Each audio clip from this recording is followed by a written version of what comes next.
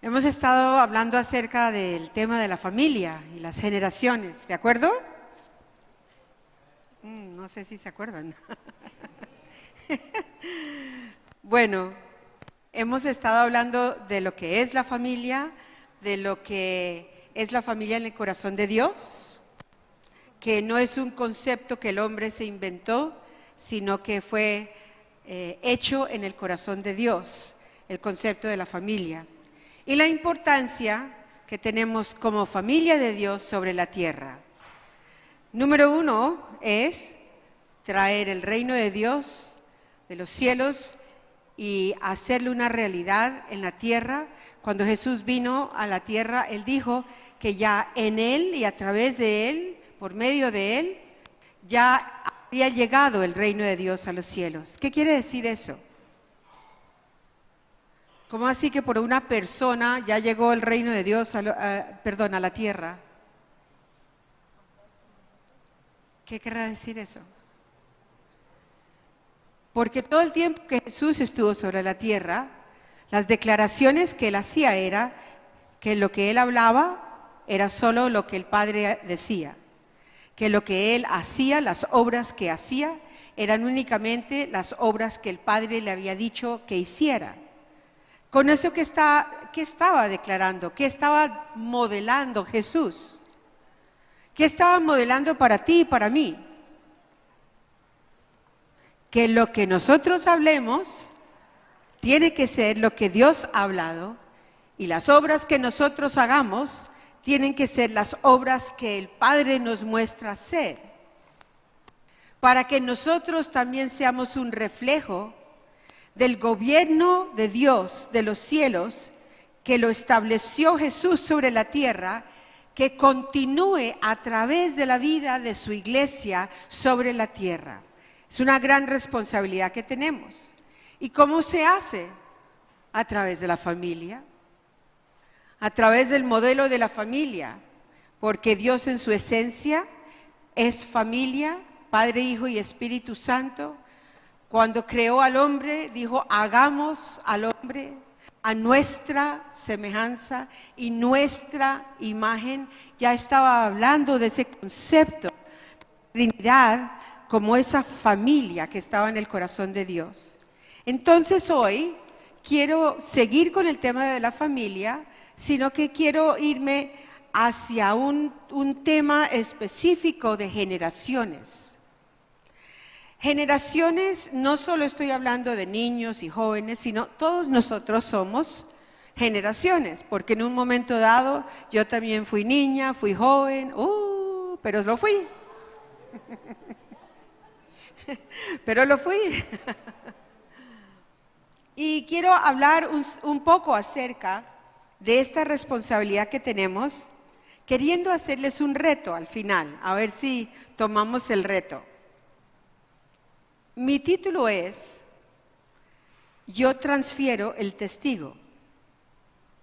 Tal vez no es muy claro, pero van a entender a medida que vaya dando la enseñanza. Yo transfiero el testigo. Nuestra preocupación cuando vemos en este momento las generaciones, los niños que se están levantando, los jóvenes, vemos todas las cosas en que están involucrados, a que están expuestos con los medios, con las redes sociales. Y podríamos decir que la mayor preocupación de los padres, maestros, pastores, los que trabajen a nivel juvenil, es que vemos que hay una sociedad que ha ido perdiendo, y en algunos casos ya ni siquiera existe un sistema de valores que esté basado en la Biblia. Pero lo mismo que podemos decir ahora, yo recuerdo tanto que papá lo decía cuando yo era adolescente. Y lo seguía diciendo cuando nosotros tuvimos a nuestros hijos, que se estaban perdiendo los valores cristianos, que ya la sociedad era otra. O sea, estamos hablando de toda una generación. Si nos referimos a generación, como la Biblia muestra aproximadamente de cada 40 años, hay una transferencia de generación. Y entonces la pregunta viene, bueno, ¿cómo puedo yo transmitir mis valores a mis hijos, a los jóvenes, a los nietos, a los amigos, a los vecinos, a toda persona con que yo me encuentre? ¿Seremos nosotros una sociedad que estamos cediendo?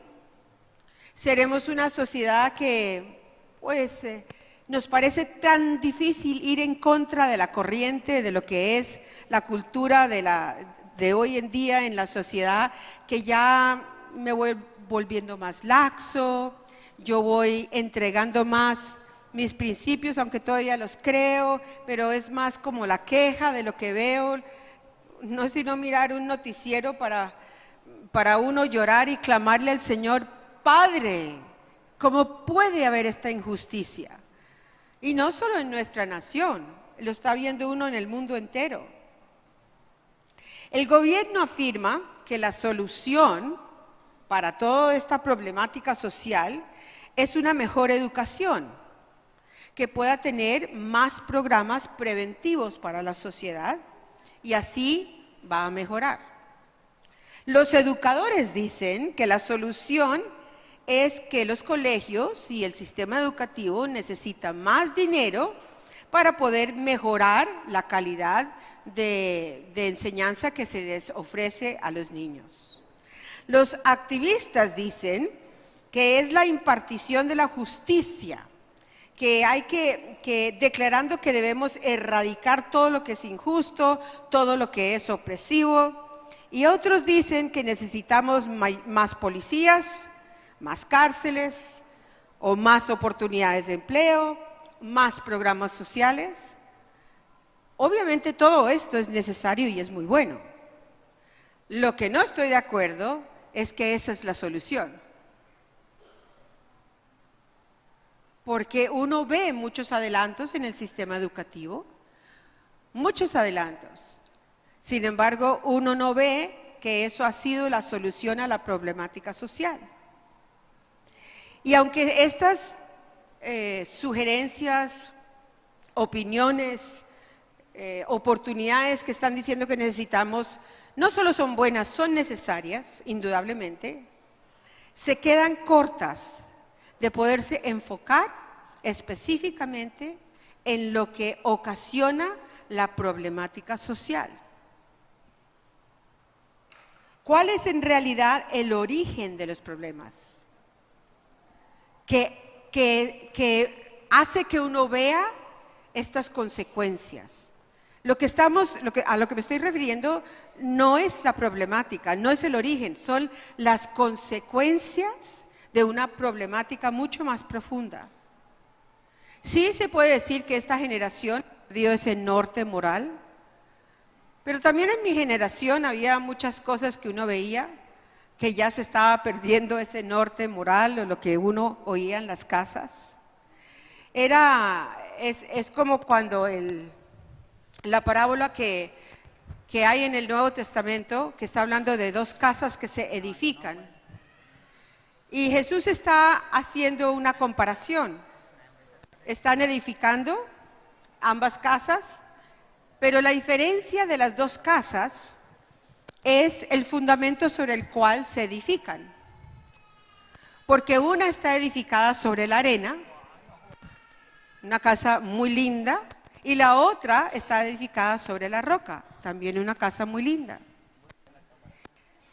Pero la diferencia es cuando viene contra las casas las condiciones climáticas destructoras que hacen que una casa caiga y la otra no. Pues ¿cuál será la que cae? La que construyeron sobre la arena. ¿Y cuál será la que permanece? La que construyeron sobre la roca. ¿Qué quiere decir esto? Lo que está diciendo esta parábola es que el fundamento sobre el cual se levanta una vida, o se levanta una familia, o se levanta una nación, es lo que marca la diferencia de las consecuencias que se ven. Entonces, lo que estoy diciendo es, estas necesidades que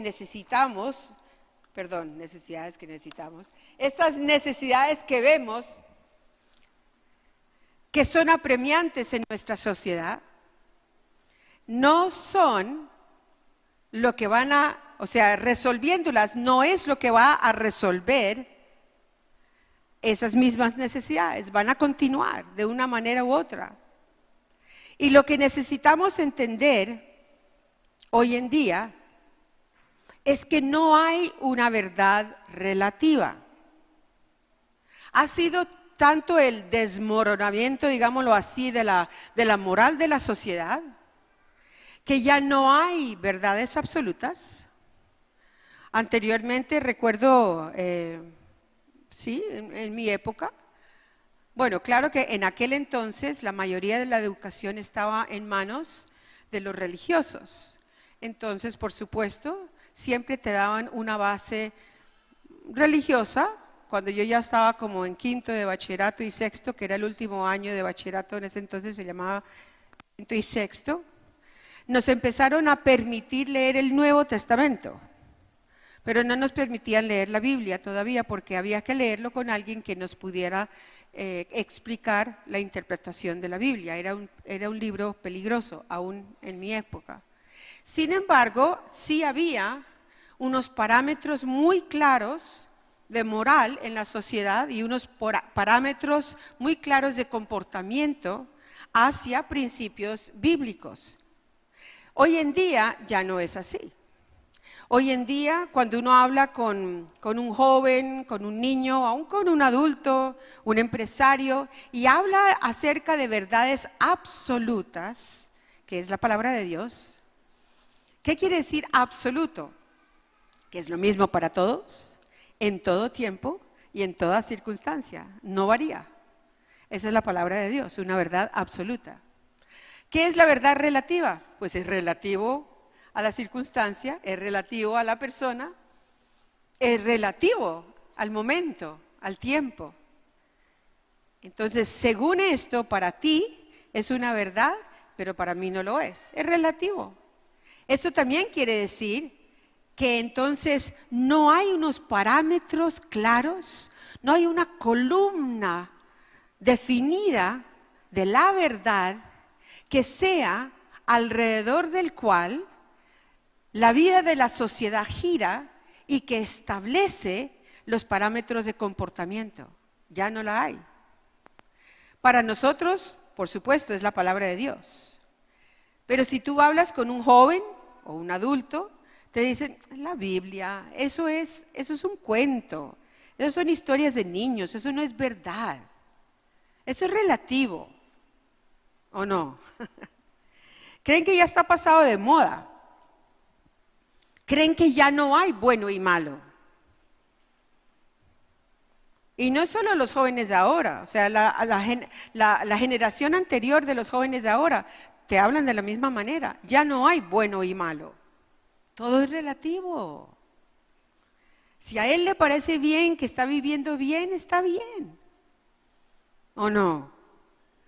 Sí lo es. Así como yo digo que cuando nosotros llegamos hace 40 años a compartir la palabra de Dios aquí en Cali, y que era tan difícil que alguien quisiera siquiera oír, ni siquiera que quisieran nacer de nuevo y hacer la oración de salvación.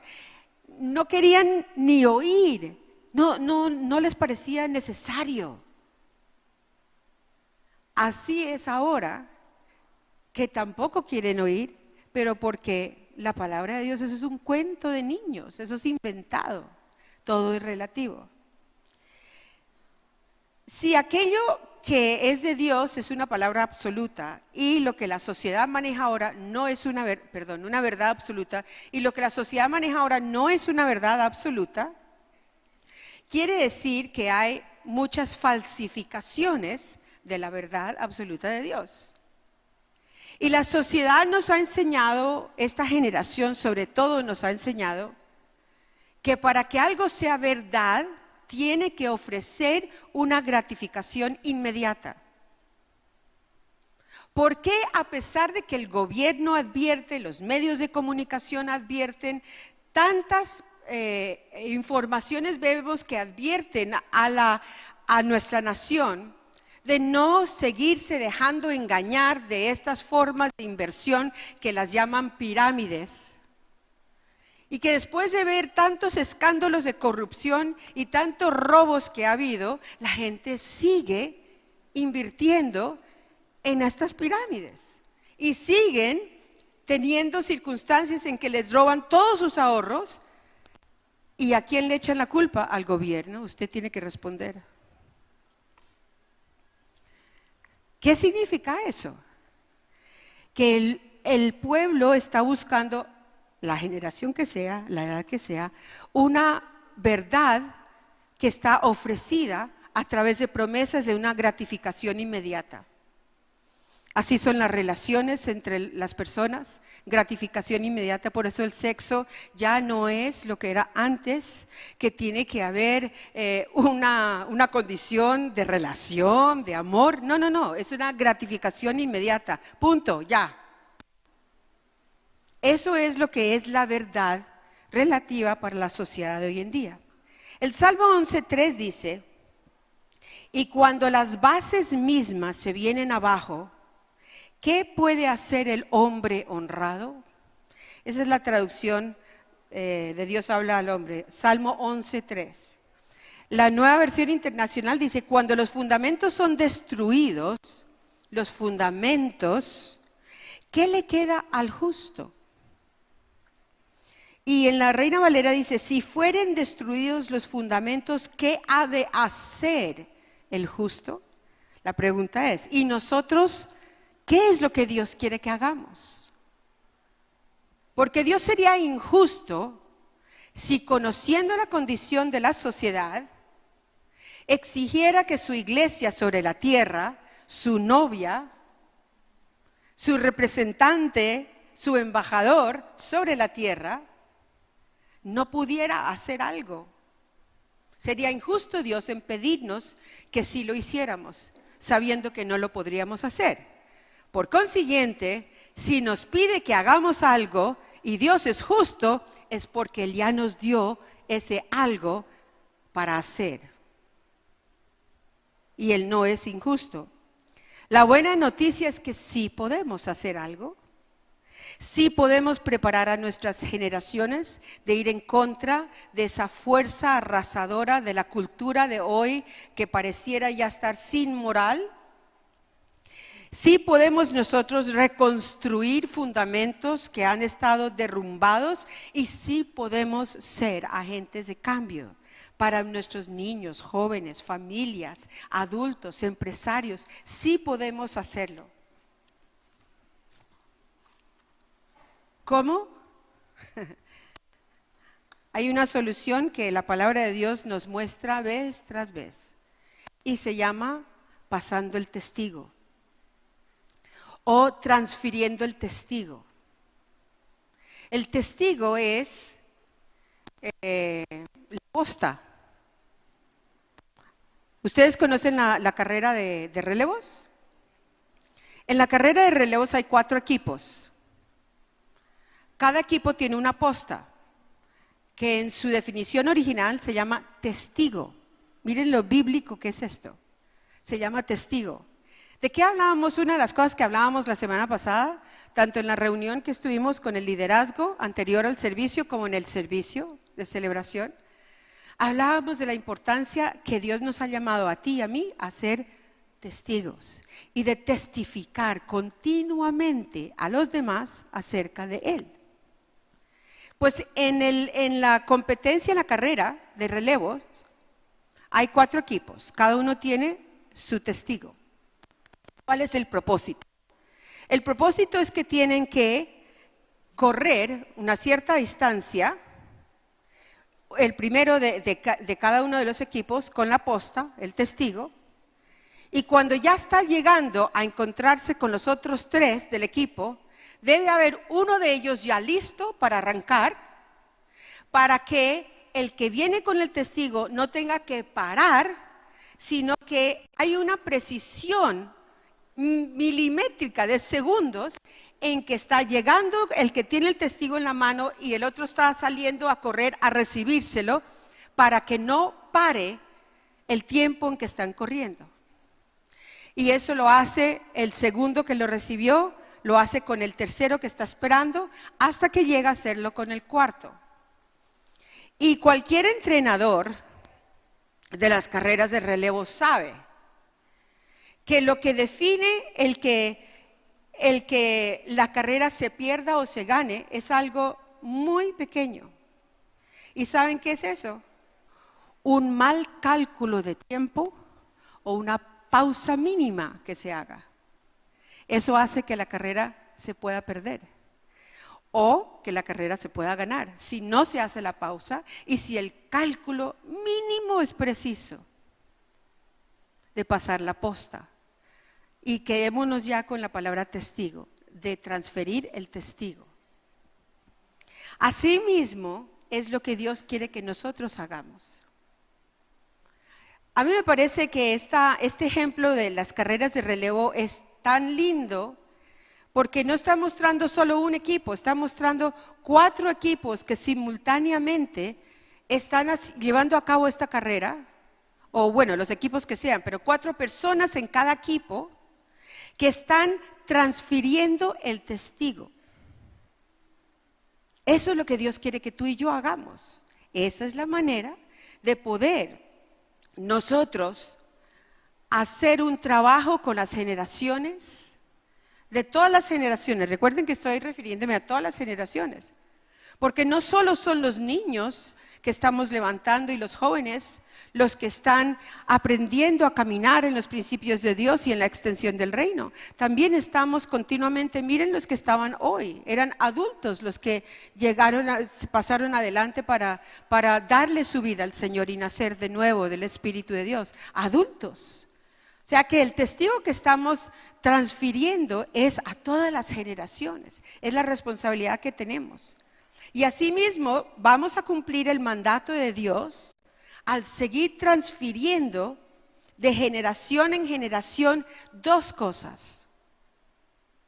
¿Cuáles son las 2 cosas?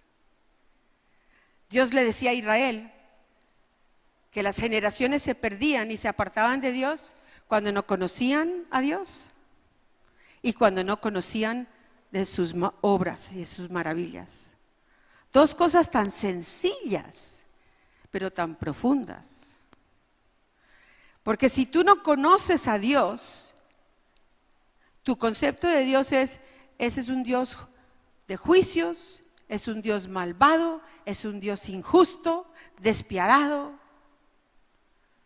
Pero cuando ya conoces a Dios, tú sabes qué amor tan grande, qué corazón tan misericordioso. Qué Dios tan justo a pesar de mi maldad de mi corazón y que me pueda amar y no solo eso, sino perdonar. Y no solo una vez, sino día tras día. Y cuando las generaciones conocen a ese Dios y conocen de las maravillas que este Dios hace día tras día tras día. ¿Por qué es tan importante que alguien se pare aquí a dar un testimonio? Porque está testificando acerca de ese Dios maravilloso y está contando de sus obras maravillosas. A mí me levanta la fe oír esos testimonios. Y a veces cuando estoy débil en mi fe y yo recuerdo esos testimonios, digo, sí Señor, tú eres fiel, tú eres fiel. Y eso es lo que Dios quiere hacer. Porque la palabra de Dios no es negociable. Los principios de Dios no son negociables. La norma de Dios, esa verdad de Dios no es relativa, es objetiva. No es relativa. Entonces, vamos a ir un momento al libro de Josué. En el libro de Josué Josué no, les voy a contar de Josué y vamos a ir al primer capítulo de Jueces. Moisés saca a Israel de la esclavitud de Egipto.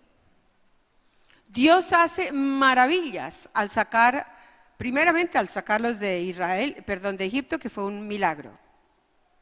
Después de las 7 plagas, finalmente el faraón dice que se vayan, y cuando ya se han ido se arrepiente y sale a perseguirlos. Eso no es una película de los 10 mandamientos con Charlton Heston. No, no, no. Eso es verdad. Eso sucedió de verdad. Eso no es Hollywood. Y ahí comienza a ver Israel las obras tan maravillosas de protección que hace Dios con ellos, que cuando ya está el faraón y todo su ejército ya para atraparlos de nuevo y llevárselos a la esclavitud, ¿qué hace el Señor? Llegan ahí al Mar Rojo y parte las aguas, las abre, para que ellos puedan pasar, dice la palabra, sobre tierra seca. Y cuando ya está hasta el último de los miles que habían salido, llega y otra vez bajan las aguas y se ahoga el ejército del faraón.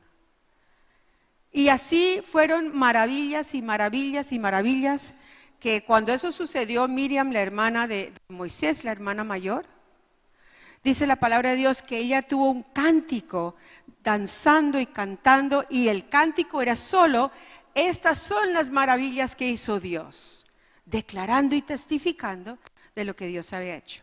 Bueno, Moisés no entra a la tierra prometida porque en desobediencia por su carácter muy fuerte que era, Dios le dice: solo te voy a permitir que lo veas, pero tú no vas a entrar. Va a entrar al que tú has levantado, que fue Josué, liderando a los que quedaban después de los 40 años por el desierto.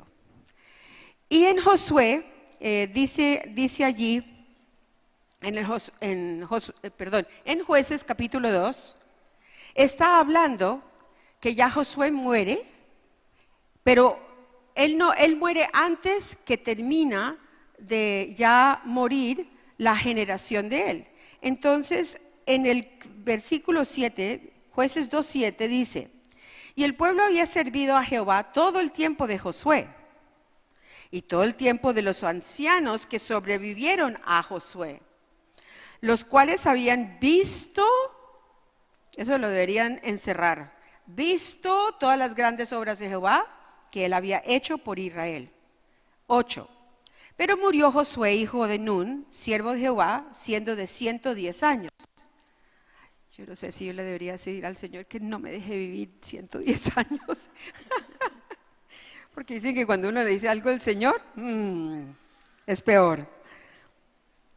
En el 9, y lo sepultaron en su heredad, tal y tal. Y en el 10, y toda aquella generación también fue reunida a sus padres.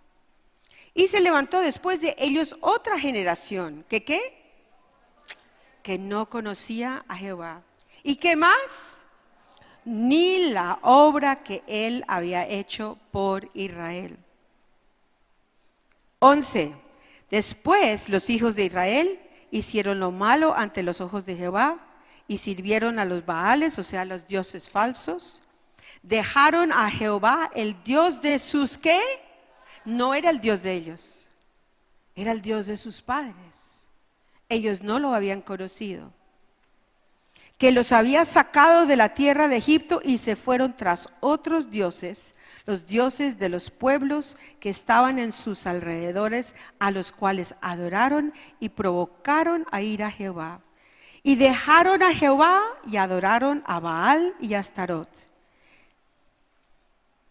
Y al final, ahí en el 15 dice que tuvieron gran aflicción.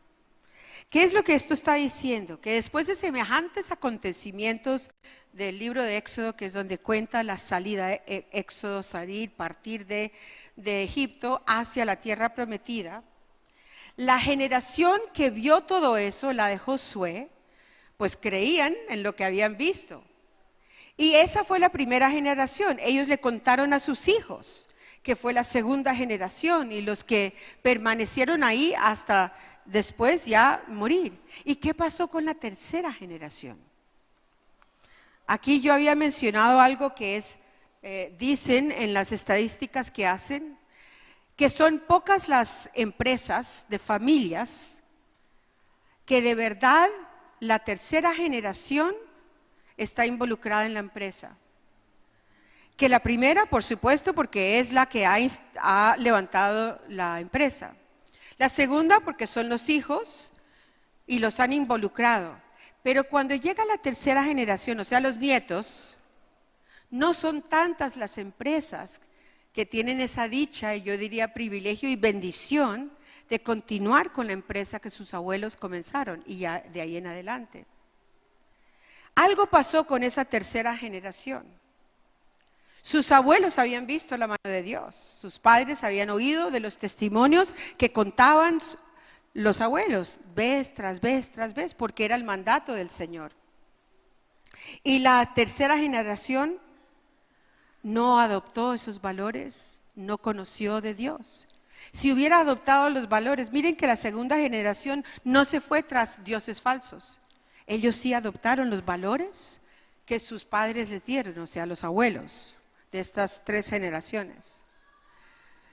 La segunda adoptó los valores, pero ya la tercera, que fueron los que se fueron tras dioses ajenos, no lo adoptaron. ¿Por qué? ¿Por qué? No les fue contado, no conocieron a Dios y no les fue contado sobre las obras maravillosas de Dios. La única manera que tenían en esa época, y por eso hoy en día uno ve a los judíos haciendo exactamente lo mismo con las generaciones. Pues ahora hay muchos medios de comunicación y muchas maneras de hacerlo, pero en aquel entonces era el testimonio oral. El testimonio oral. Y el testimonio visual, porque también Dios les decía a los patriarcas que donde hubiera habido un milagro, que levantaran ahí un altar en memoria de lo que Dios había hecho, para que cuando las generaciones pasaran por ahí supieran, allí Dios hizo tal y tal milagro. Entonces, ¿cómo se pasa este testigo? ¿Cómo haremos tú y yo para pasarlo? Es tan sencillo, muchas de las cosas ya las hacemos. Sino que quiero es que seamos muy conscientes que cuando hacemos estas cosas, estamos transfiriendo el testigo a las generaciones. Y si no hacemos estas cosas, que seamos conscientes de nuestra responsabilidad y deber de transferir el testigo a nuestras generaciones. ¿Cómo se pasa? Bueno, es ponerle primero que todo, como cristianos e hijos de Dios que somos, una alta prioridad a establecer lazos familiares, a contar lo que Dios ha hecho, a hablar acerca de Dios y dar testimonio de Él. Que se burlen de uno, que le den la espalda a uno, que corten la conversación, no importa. Sigue contando, sigue diciendo que llegará el momento en que esa persona va a tener una necesidad y va a querer oír. ¿Cuántas veces no nos ha sucedido? Que hemos compartido con familia, con amigos y parece no tener interés en conocer esta vida tan rara al que nos hemos metido. Pero cuando les llega una necesidad muy grande en su vida, que ya está fuera de las manos de los médicos para resolver, fuera de sus manos, no tienen solución, y vienen y tocan a la puerta y dicen, te necesito, o te llaman, te necesito, quiero que ores por mí. Quizás no entiendan bien lo que significa eso, pero para uno es gloria a Dios, ya hay una puerta abierta, vamos a orar y vamos a ver la manifestación de Dios. Nunca dejes de testificar y contar acerca de Dios y sus maravillas. Es que tú no seas cómo se transfiere el testigo, que tú no participes en las divisiones familiares, que tú no seas un agente de división, que tú no seas un agente de murmuración que lleve división y contienda entre tu familia, inmediata, no inmediata. Que seas un mentor, que el concepto en tu mente siempre sea mentor. ¿Qué es un mentor? El mentor no es una figura como tan alejada, profesionalmente tan difícil de obtener. El mentor es el que acompaña y enseña y corrige, dirige, guía a otra persona. Lo puedes hacer en tu empresa, lo puedes hacer con un vecino cuando estás discipulando, lo puedes hacer con tus hijos, lo tienes que hacer, es tu responsabilidad con tus hijos. Es ese acompañamiento continuamente, de tener buenas costumbres, de enseñarles a trabajar bien con responsabilidad, de ser honestos en su trabajo, que si están... hace muchos años entré a un supermercado, creo que estaba muy pequeña, así como las gemelas que están aquí conmigo hoy, así pequeñita. Comí algo, cuando ya estaba saliendo me di cuenta que la cajera me había dado un dinero de más. Y Sarita ya estaba cansada, ya se quería ir, entonces me vio devolver y me dice, mami, ya me quiero ir, tengo hambre, yo no sé qué era lo que tenía. Me devolví donde la cajera y le dije, mira, creo que me devolviste un dinero de más, el cambio era menos. Entonces miramos pues la tirilla y ella miró y sorprendida me dijo, señora, muchas gracias, esto no me había pasado antes. Debería pasar todo el tiempo, ¿cierto? Porque yo imagino que se pueden equivocar mucho. O que de pronto tienes un contrato, yo que sé, de cable, servicio de cable o servicio de periódico, ya casi no leen periódicos, pero bueno, y te das cuenta que se extendió un mes más del tiempo que tú pagaste. Ah, no, qué chévere, me lo dieron gratis. Y se queda uno callado. Eso es lo que deberíamos enseñarle a las generaciones sobre la honestidad. Cómo trabajar con honestidad, cómo tener buenos hábitos. Saber que las relaciones tienen que tener también unas buenas costumbres. Saber que mis acciones no son culpa del gobierno, no son culpa de mi papá, no son culpa de mi maestro. Miren, en mi época, papá y mamá jamás iban a darle la razón primeramente al maestro, perdón, a la hija, jamás sin haber hablado con el maestro. Hoy en día, los papás van de una a reclamarle a uno. Digo uno, pues porque estoy aquí con la escuela maternal, pero lo ve uno en los colegios. Los papás van y reclaman al maestro, sin siquiera pensar que su hijito hermoso, divino, perfecto, no ha cometido un error. No, eso a mí como educadora yo no lo entiendo, pero los valores han cambiado, los conceptos son diferentes. Entonces, ¿qué le está enseñando ese papá a ese hijo? No sé, lo que yo diga, mi versión, y a mí siempre me van a creer.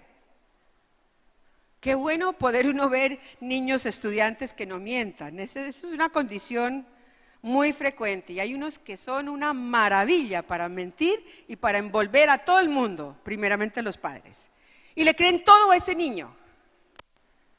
Ahora, no quiero decir que no le creas, pero tú tienes que ir y es primero preguntar al profesor o preguntar a las directivas qué sucedió y no entrar de una acusando al colegio o como la tendencia es acusar al gobierno, sino que el niño tiene que aprender, un momento, tus acciones tienen consecuencias. Tus acciones son tus consecuencias y no es para que el papá se las arregle. Enseñar y mentorear en cuanto al concepto de pureza sexual, tan importante que es. La manera de vestirse, la manera de comportarse. Ya no es solo para las mujeres, ya hasta los hombres también hay que pedirles que hay una manera de vestirse y de comportarse. Aunque sea mi amiga y todo, pero no me la paso abrazándola y cogiéndola y acariciándola y al revés. Todas estas cosas es cómo pasar la posta, cómo transferir esa posta de lo que son los principios de Dios, el principio absoluto y objetivo de Dios, de su verdad, que no es negociable. Nosotros en la escuela maternal enseñamos con una base educativa que es el gobierno de Dios. Cuando yo me refiero a la escuela, los niños entran desde los 3 meses y se gradúan a los 4 años y medio. O sea que los tenemos, digamos que desde el añito a los 4 y medio. Pero desde que entren de meses, los mismos principios se les enseña a su nivel. ¿Cuál es el principio que se enseña? El principio del autogobierno de Dios. Ya quisiera uno verlo en bastantes adultos. Y este autogobierno es que ellos entienden que ellos son un individuo, pero que viven dentro de una sociedad. Y aunque tienen derechos que Dios les ha dado como individuo, y tienen características muy exclusivas que Dios le ha dado a cada uno, tienen que entender que todo esto es para beneficio suyo, pero también hacia la sociedad. Y todas mis acciones como individuo que yo pueda hacer, no quiere decir que no vaya a afectar a los demás, va a afectar a la sociedad. Entonces, mis decisiones, oigan, 1 año, 2 años, 3 años, 4 años, las decisiones que yo tome van a tener unas consecuencias, que la que pago soy yo, no el profe y no los papás. Ese es el autogobierno de Dios. ¿Cuál es nuestro autogobierno? Aquí está el manual, la palabra de Dios. Y ese autogobierno me tiene que decir a mí que yo debo respetar la individualidad de los demás. Por eso nosotros les enseñamos a que si la niña quiere usar el pelo así, o el niño quiere comer esto, o se ríe o no se ríe, o se comporta o no se comporta, que no se les burlan, que no hay matoneo. En la escuela maternal no hay matoneo, no hay burla. Y si hay comportamientos de niños indebidos, que siempre los hay, se les enseña el concepto que este individuo tiene la responsabilidad delante de Dios, ese chiquitín tiene la responsabilidad delante de Dios de tomar la decisión de acuerdo con los principios y los valores morales que les hemos enseñado que Dios dice sobre el fundamento sobre el cual se rige el comportamiento de nuestra vida. Porque si no toma las decisiones correctas, él ya sabe las consecuencias que va a recibir. No siempre las toma correctas. Pero cuando él tiene que pagar las consecuencias, siempre se le explica quién tomó la decisión, quién actuó de esta manera. Tú ya sabías cómo has debido actuar, tal y tal y tal. Entonces, ¿qué sucede cuando tomas una decisión equivocada? Tal y tal y tal. Ese es el autogobierno, que es lo que se les mentorea. Un autogobierno cristiano, en que yo tengo que aprender a gobernarme a mí mismo, ya sea que me vean o no me vean. Estos niños, estos hijos nuestros, estos adolescentes, estos jóvenes, pasan más tiempo en los centros educativos que en la casa. Pero la palabra de Dios no dice que sean los centros educativos que eduquen a sus hijos. ¿Qué dice? En la casa, los padres. La última porción que vamos a leer, Deuteronomio, y ya con esto termino. Deuteronomio, que es el 5.º libro del Antiguo Testamento, antecitos de Josué, en el capítulo 6, Deuteronomio es un libro en que Dios les dio muchas instrucciones de la vida y del comportamiento al pueblo de Israel. El capítulo 6 es muy lindo. El subtítulo que yo tengo aquí es el propósito de la ley, o sea, ¿cuál fue el propósito por el cual dio lo que llamamos esos 10 mandamientos? ¿Cuál fue el propósito? Para ponerles un saco de fuerza, para exigirles, para no dejarles libertad, todo lo contrario. Es que cuando más libertad tenemos es cuando cumplimos las normas de Dios. Esa es la mayor libertad que hay. ¿Y qué dice en el capítulo 6? Comenzando, Deuteronomio 6 dice: estos son los mandamientos, estatutos y decretos que Jehová, nuestro Dios, mandó que se enseñaran. Mandó que se enseñaran. Amados hermanos míos, miembros de esta familia de la fe, el mandato es que tú las enseñes a tus hijos, a tus sobrinos, a tus nietos, a tus vecinos, a quien sea. El mandato es que Dios nos ha dado estos mandamientos, estatutos y preceptos para que los enseñemos. ¿Y para qué los enseñamos?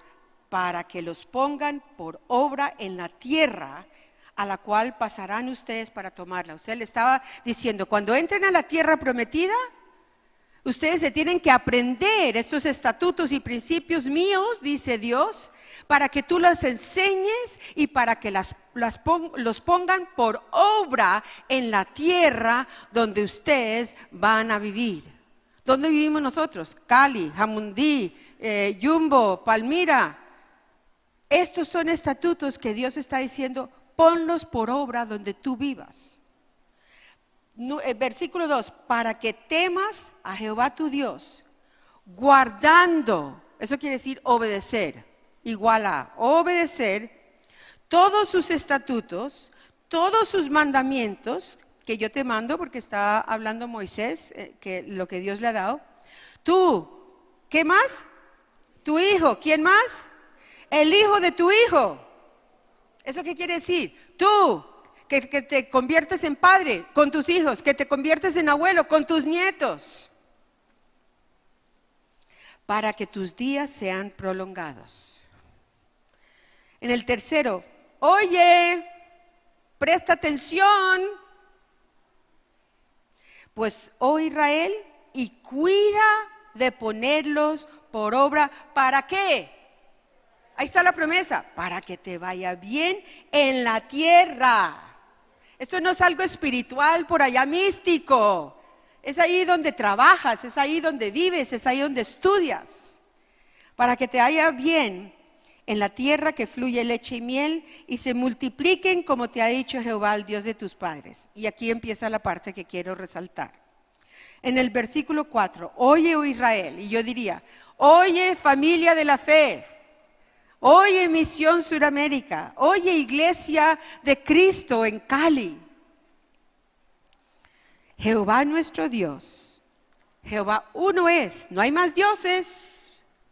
No es que no importa el camino por el cual se llegue a Dios, porque todos son iguales y se llega al mismo Dios. Hay un solo Dios, el verdadero Dios. Y 5, empiezan las instrucciones. Esta es la prioridad. Primero, amarás a Jehová tu Dios de todo tu corazón, toda tu alma y todas tus fuerzas. ¿Qué quiere decir alma? Con mi pensamiento, con mis sentimientos, mis emociones, mis decisiones, mi voluntad, con todo. En el 6, y estas palabras que yo te mando hoy estarán sobre tu corazón. Es imposible tener algo en nuestro corazón si de continuo no lo estoy leyendo y meditando. Por eso uno de los cursos del IMES que es tan vital y tan importante es la meditación bíblica. Para que esa palabra quede grabada así como con el dedo de Dios en mi corazón. Eso es lo que hacemos con los niños en la escuela, para que cuando vayan a la casa, para cuando salgan ellos a la calle, para cuando ya estén grandes y entren a su colegio, esa palabra quede grabada. Y Dios mediante tengan el apoyo de la familia y de sus padres que hacen el mismo trabajo. En el 7, ¿y las qué? ¿Y las qué? Si no estás leyendo una Biblia, te regaño, deberíamos todos estar leyendo la palabra. Lee con tu vecino. Es que esto es palabra de Dios, esto no es solo para venir aquí a oír y después sale uno y se le olvidó. Aplica tus sentidos en el proceso de aprendizaje para retener. El 7 dice, y las repetirás ¿a quién? A tus hijos. ¿Y qué más harás? Hablarás de ellas, estando ¿dónde? En tu casa, estando ¿dónde? Andando por el camino, estando ¿cuándo? Al acostarte. ¿Y cuándo? Cuando te levantes, o sea, todo el día. Y no está diciendo que repitas la queja. Y no está diciendo que repitas la crítica contra tu esposo o tu mujer. O lo imposible que es levantar a estos hijos. Eso no es lo que está diciendo que repitas, sino los mandamientos y los estatutos y los preceptos todos los días. Que las hables y que las repitas todos los días. En el 8, y las atarás como una señal en tu mano y estarán como frontales entre tus ojos. ¿Qué es lo que está diciendo eso? Que nunca falte esa palabra, que tú la tengas ahí para podérsela compartir. Que si vas a orar por alguien, que ores con la palabra, no lo que a ti te parezca emocionalmente. Que ores con la palabra, porque lo único que Dios confirma es la palabra, no tus emociones. Y pueda que llores y pueda que no.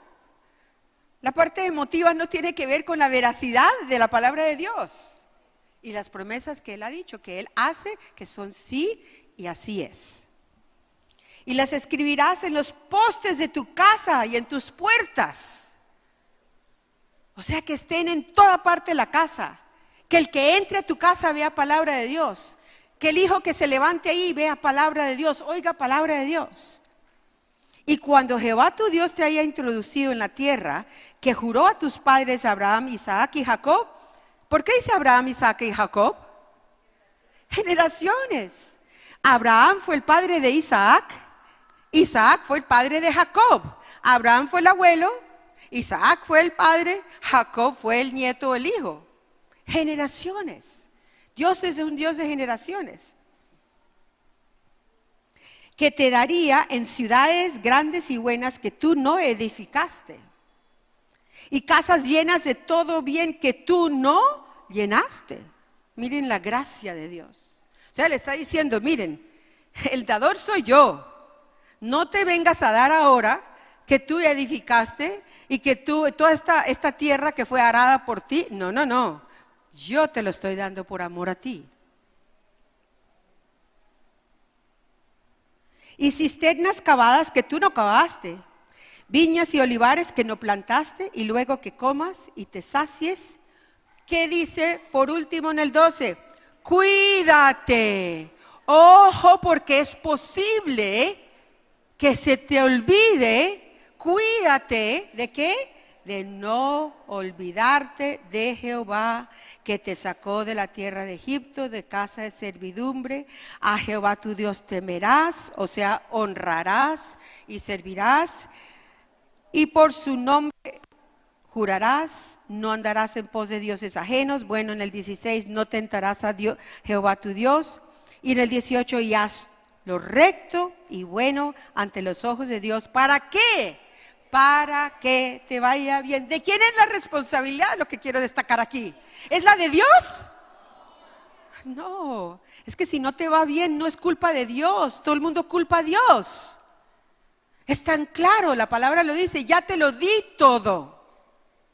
Es para ti guardarlo, cuidarlo, no olvidarte de darle la gloria a Dios, de dar a conocer a Dios, de dar a conocer sus maravillas, de obedecer la palabra de Dios, de no olvidarte que solo hay un Dios y hacerlo recto, hacerlo bueno, hacerlo honesto, de no tener doble contabilidad, de tener integridad y hablar la verdad.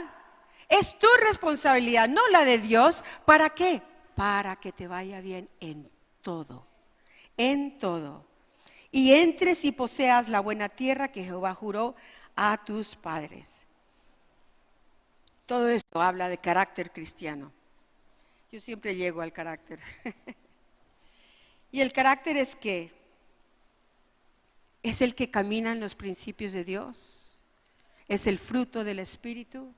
Tú conoces mi carácter por mi comportamiento, bueno, malo, obediente, desobediente, honesto, deshonesto. Ese es mi carácter. Es el principio de mi conciencia que se va forjando a partir de los principios y la verdad absoluta de la palabra de Dios. El carácter es mi capacidad o mi incapacidad de una formación moral en mi vida basada en los principios de Dios. Que eso es la posta, ese es el testigo que yo voy a transferir. Estoy transfiriendo todos los días ese testigo a las generaciones, todos los días.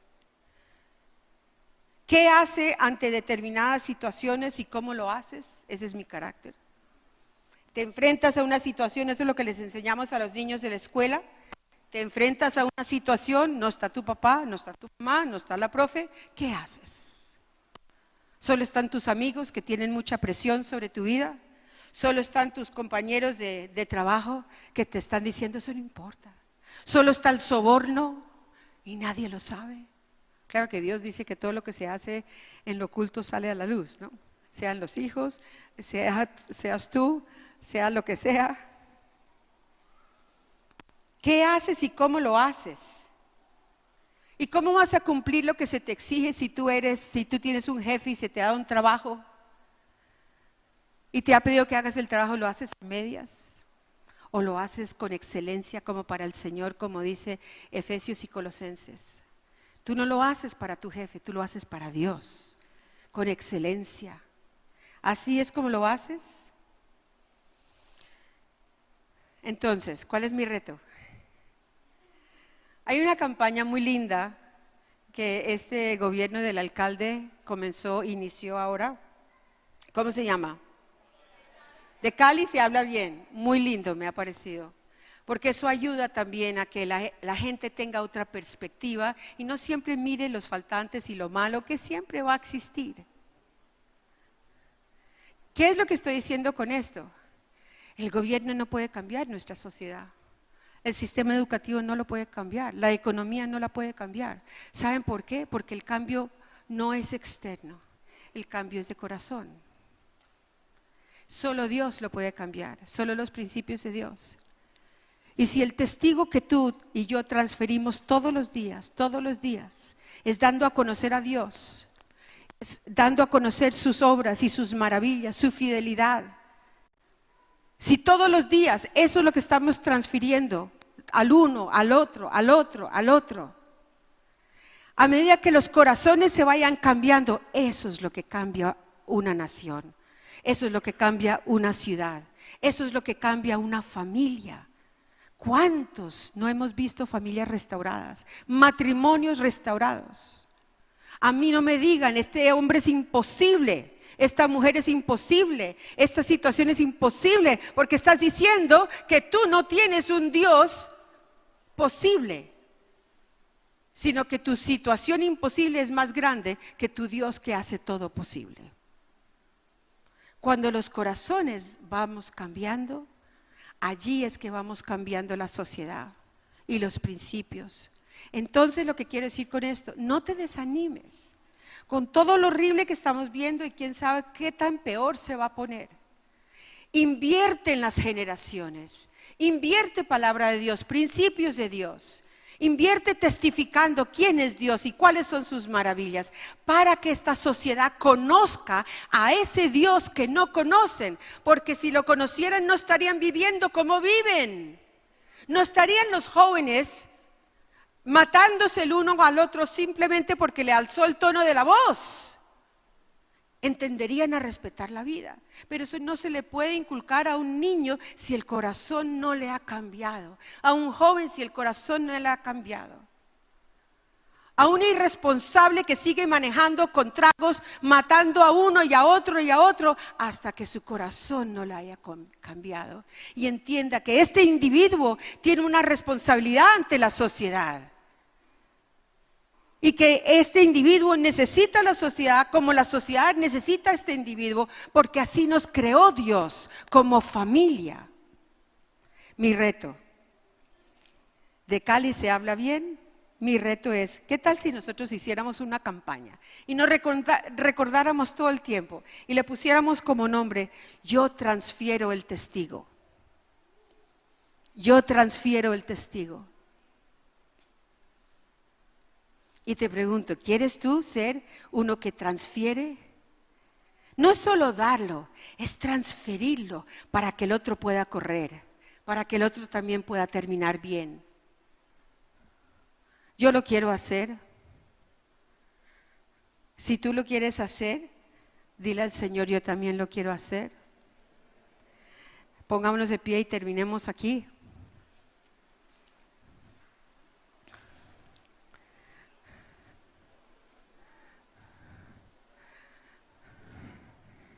Una campaña que diga, yo transfiero el testigo. Sí, es una posta, sí, es el bastón, pero su significado original es el testigo. Yo transfiero este testimonio que atestiguo a quién es Dios y cuáles son sus maravillas. Señor, aquí delante de ti, los que tomamos este reto, decimos que queremos ser ese corredor en esa carrera que vivimos, como decía Pablo, que cuando él terminó su vida para ti aquí en la tierra, dijo: he terminado mi carrera. Él sabía que lo había hecho bien y sabía también que le había llegado el fin. Padre, que cada uno de los que estemos aquí podamos decir cuando sea nuestro tiempo: yo serví a las generaciones, tal como tú me llamaste a servir, con los talentos que me has dado, con el conocimiento que me has dado de ti, y poderle decir: aquí estoy, Señor, he terminado la carrera, he servido a las generaciones. Que cada uno de nosotros seamos uno que transfiere ese testigo a las generaciones todos los días. Padre, serviremos contigo. Hemos tomado ese compromiso. Seguiremos sirviendo, seguiremos entendiendo que las generaciones están en tu corazón. Y aquí estamos delante de ti en este día diciendo que seguiremos sirviendo, que hemos tomado el reto. Yo transfiero. ¿Qué transfiero? El testigo. Yo transfiero el testigo.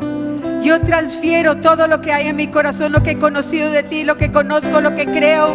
Lo hablaré, lo transferiré, lo pasaré a las generaciones todos los días, por la mañana, por la noche, caminando, al acostarme, al levantarme, todo el tiempo, Señor. Yo voy a transferir el testigo. Señor, los guarde y los bendiga, haga brillar su rostro sobre cada uno. Y al salir de aquí, es tu campo misionero.